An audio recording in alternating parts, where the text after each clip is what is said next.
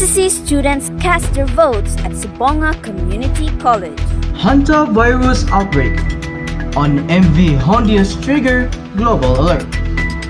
Filipino crew test negative. In sports, SSC athletes gear up for tournament. For the weather update, what is the current conditions in Sibonga?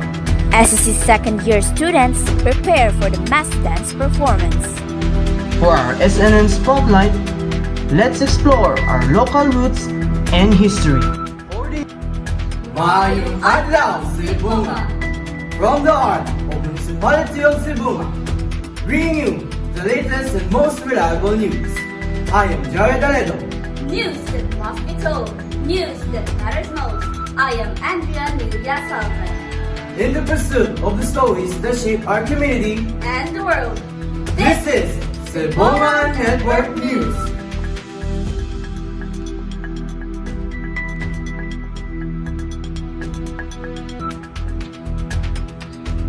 Tension rises and spirits soar as the SSC Student Government Election 2026 officially begins. with the future of student leadership on the line, our very own Shane Kianago captured the highlights and the pulse of the student body. Here is her report. Here in the Sibonga Community College covered court, students gather to cast their votes for the next school year student government officers. Students line up to get their ballots and vote for their chosen candidates. What qualities are you looking for in a candidate as you cast your vote in the SSC election? I'm looking for a candidate that is determined on his position and he imposed a proper rules on the election. That's all. These are the candidates for this year's election. For the president position, we have Mary Jane Lagad from the Lagad Party running unopposed. For vice president, we have Maria Licaela Alexa Pescadero from the Lagad Party and Kenji Rodriguez who is running independently. For the senatorial positions, 10 candidates are vying for seats. Jasmine Alicer, A.G. Alvardo, Christine Dayan Franz Cortez, Jenrick de la Victoria, Alaika Miferaz, Bea Cagayan, Aneve Miramar, Victor Pondoyo, Vince Ivan Robanes, and Andrea Nilia Salve. 7 candidates represent the Lagad Party, while Alaika Miferaz, Aneve Miramar, and Victor Pondoyo are running independently. Behind the process is the Commission on Elections. How is fairness guaranteed, and what should every student know before casting their ballot? We interviewed a member of the COMELEC for the details.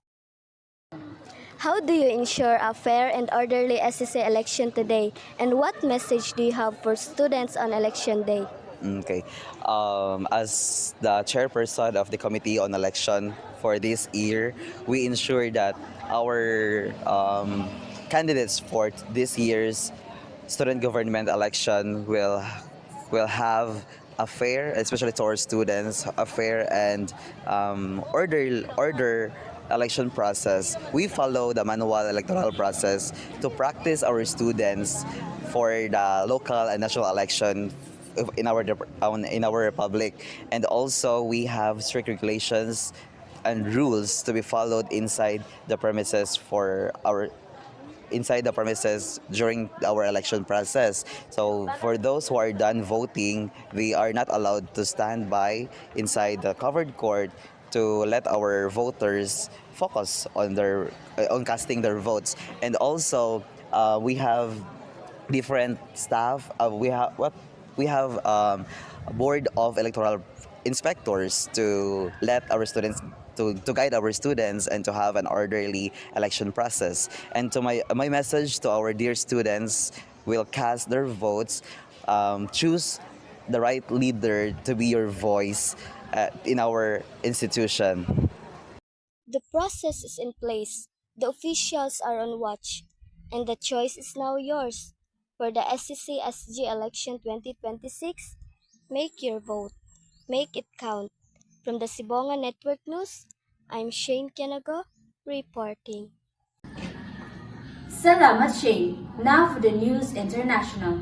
A recent outbreak of the hantavirus has raised global concern after several cases were reported abroad, the cruise ship MV Honjes.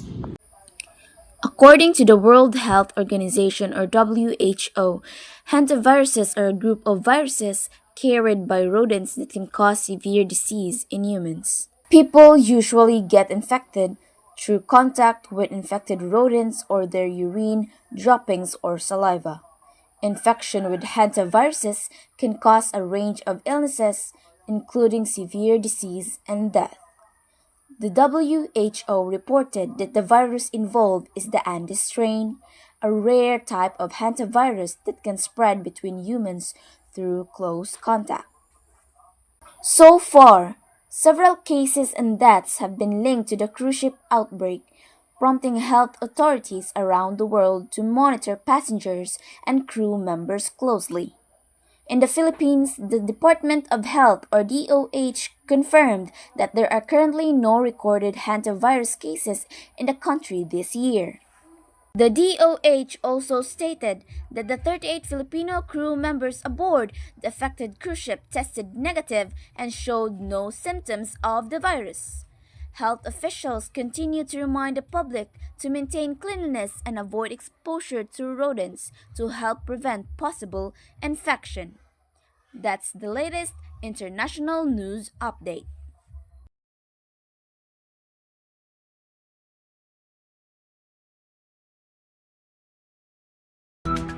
For the sports update, SEC athletes are in deep training for the upcoming Alco 7 competition.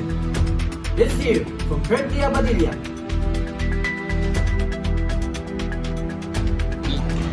Salamat Jared, mayong adlaw Sibonga. This is SNN Sports and I am your sports correspondent, Kurt. The heat is on and the energy is rising here at Sibonga Community College as SEC athletes prepare for a highly anticipated association of local colleges and universities in Region 7 or ALCO 7 competition. We're not just sending representatives, we're sending determined athletes ready to showcase the pride and the talent of the heart of the South. Our basketball teams are already making noise as they continue their preparations and recent matches ahead of the competition. Alongside them, our volleyball boys and girls are sharpening their teamwork and plays as they gear up for the regional stage. Speaking of strategy and skill, our Scrabble team has been training hard as they prepare to battle it out word by word in the competition. What motivates you to keep improving in your sport? Aside from winning, I think the thing that keeps me striving doing my sport is the love for doing Scrabble, and yeah, that's it. From triple word scores to championship goals, SEC is coming for the victory. We'll be right here to bring you every win and every highlight as our athletes make history. For SNN Sports, I'm Kurt, bringing you the pulse of the game. Back to you, Jared.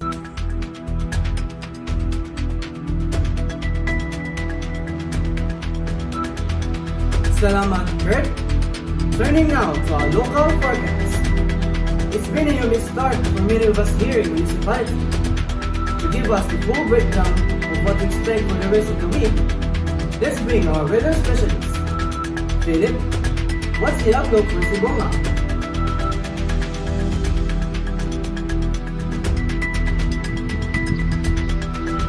Maayong adlaw Sibonga. Thank you, Jared. This is John Philip Roma bringing you your SNN weather update for this first row, Wednesday, May 13, 2026. Today, Sibonga is experiencing warm conditions at around 29 degrees Celsius with partly cloudy skies. Thursday, expect cloudy skies with possible thunderstorms. On Friday, conditions remain cloudy with chances of rain, especially earlier in the day. By Saturday, the weather improves with partly sunny skies. And on Sunday, expect cloudy skies in the morning, followed by sunshine later in the day. Overall, expect a mix of heat, clouds, and occasional rain showers throughout the week. Stay prepared and don't forget your umbrella. That's your weather update. I am John Philip Roma. This is Sibonga News Network.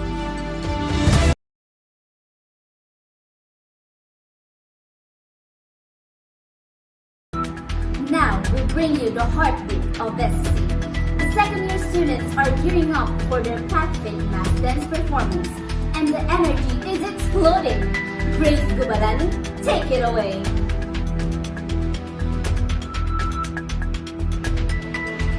Salamat, Andrea. And yes, the second-year students of Sibonga Community College are putting in a maximum effort to make their performance exploding.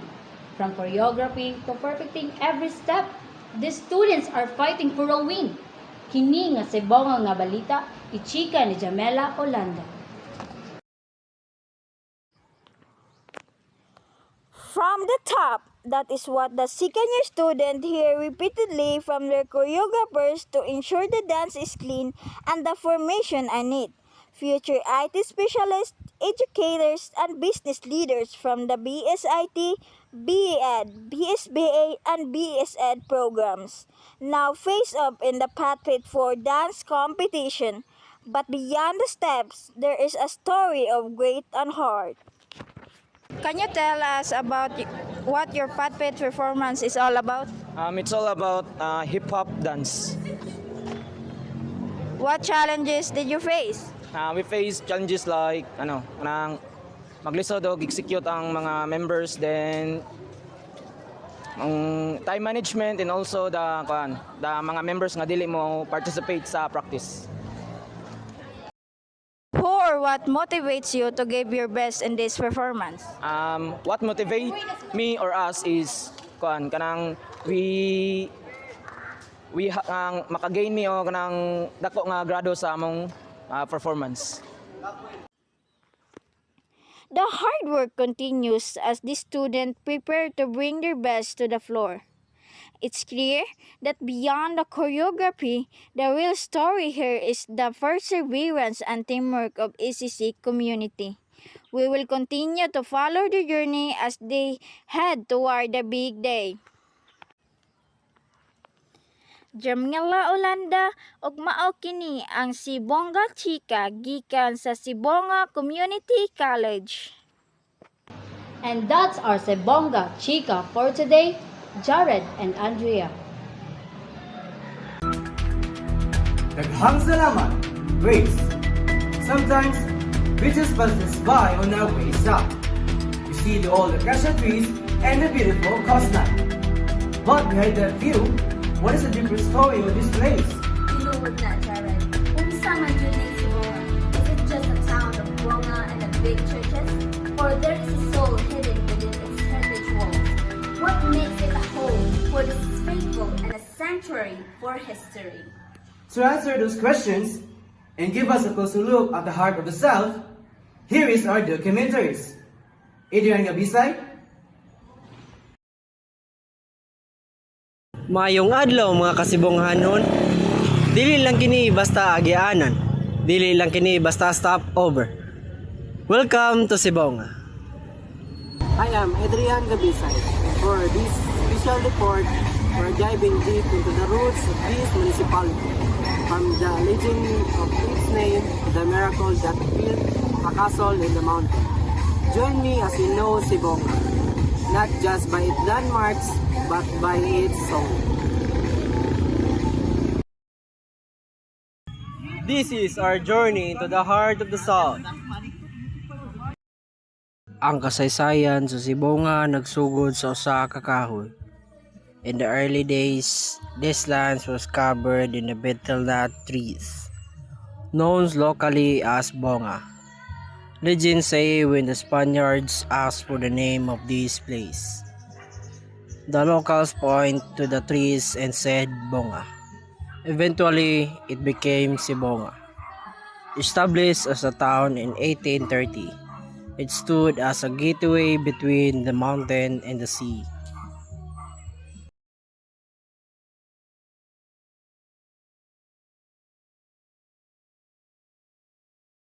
Completed in 1907, these walls were built by the hands of our ancestors, using coral stones and carried from the very shores we see today. But his history, it's also being made in our modern time. Deep in the hills of Upper Lindogun, a castle of miracles has risen. What started as a humble home for monks in 1990s is now as a global symbol of hope. The Simala Shrine has transformed Sibonga from the quiet town into a beacon for pilgrims worldwide. So nakita karon diri sa lungsod sa Sibonga, aduna kita may nabi nga si Ma'am Janice, usa ka candle vendor. Ma'am, sa tanang nimong katuigan diri sa Sibonga, unsa man butang nga dili nimo gusto nga may mawala o makalimtan sa mga batan-on? Ang pagkamatinahuron sa ilang mga ginikanan o pagtarong sa ilang eskwela. So mao kadto si Ma'am Janice nga atong nahinabi diri sa lungsod sa Sibonga. Isa ka batanon diri sa lungsod sa Sibonga, dili nato ikalimtan ang pagtaod sa atong mga ginikanan. Sa special report, ako si Adrian Gabisay. Balik sa inyo sa studio. Daghang salamat, Adrian, for that eye-opening look into the soul of our town. Sa tinod lang, Sibonga is more than just a destination. It's a living history. That's right, Jared. Beyond the beautiful landmarks and the heritage walls, ang pinuod nga bahagi sa atong lungsod is the faith and the resilience of every Sibongan. Huwag ka na, when you focus sa itong mga balita, karong adlaw. We hope that through our stories, masakailang pa kamo sa kagarbo sa atong komunidad. In the face of a changing world, we remain committed to bringing you the truth in pursuit of the stories that shape our community. And the world. Alang sa Sibonga Network News, I am Angela Lydia Sandra. And I am Jared Allen. Kanunay magpahinumdum. Ang paghibalo sa atong kakahapon, mo'y maghatag o katinaon sa atong kaugmaon. Maayong adlaw, Sibonga! Daghang salamat!